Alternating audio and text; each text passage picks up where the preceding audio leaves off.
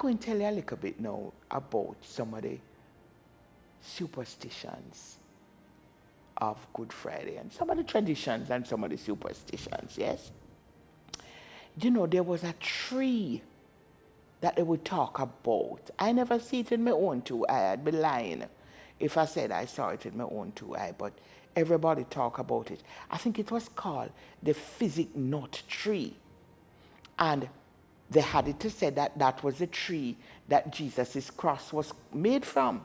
That was a tree that they cut the wood to make the cross that Jesus was crucified on. But apparently at midday, if you cut that tree, the physic nut tree, it oozes a sap, a red sap, which appeared like blood. And the people had it to say that sap, that red sap, that oozed from the tree when you chopped it, it represented the flowing blood of Christ. My God. So people would tell you all these stories, and they would go to the way to find the tree and so on. Then there was another superstition. Now this one I definitely knew about because everybody did it, young and old alike. And it would really start in some homes from the night before on Holy Thursday night, carrying into Good Friday. And the tradition was, and the superstition was, if you put egg white in a glass of water and you leave it outside from Holy Thursday night, or maybe you might put it outside in the early Good Friday morning,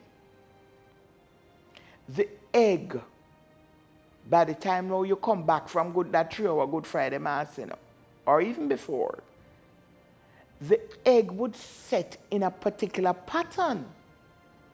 And depending on what that pattern looked like, my love, it would reveal your future. So if the egg white looked to you like it shaped out like a ship or plane, what do you think will happen? Of course you're going to travel. But Lord have mercy. Christ have mercy. If the egg white pattern ever looked like a coffin, my God, not only would that symbolize death, but it could be your death. So nobody no wants a coffin. Mind you, if the pattern of the egg looked like a ring, you know, so that could mean that you would get married.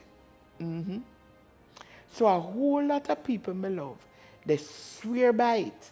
They swear that they have to put egg white in the water from either the night before Holy Thursday or the early morning of Good Friday. Some people say you can also put it in the sun at midday as well. And you know, when the sun was up and rising, as Jamaicans would say, and it would still form out in a pattern. Yes, my dear. But I don't know.